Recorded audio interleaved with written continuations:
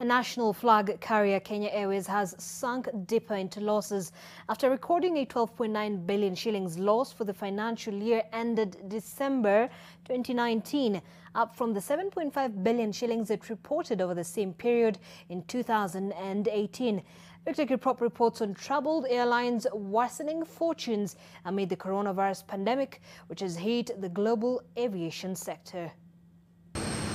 Despite recording an impressive 12% growth in revenues from 114 billion shillings in 2018 to 128 billion shillings last year, Kenya Airways still saw its annual losses widened by a whopping 71% to 12.9 billion shillings from 7.6 billion shillings in 2018. Passenger revenue grew by 8.9%, driven by route expansion, but operating costs jumped by 12.4% from 114.8 billion shillings in 2018 to 129.1 billion shillings in 2019, driven by the increase in the capacity deployed and the increase in fleet ownership costs, attributed to the return of the two Boeing 787 aircrafts that had been subleased to Oman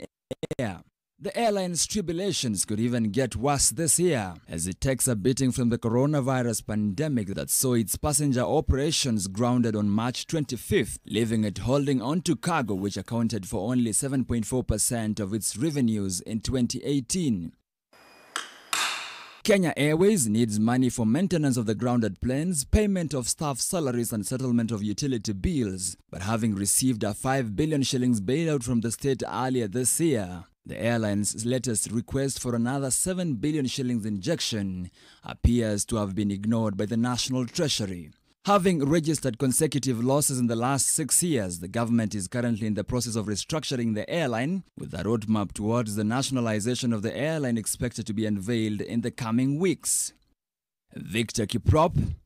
NTV Business.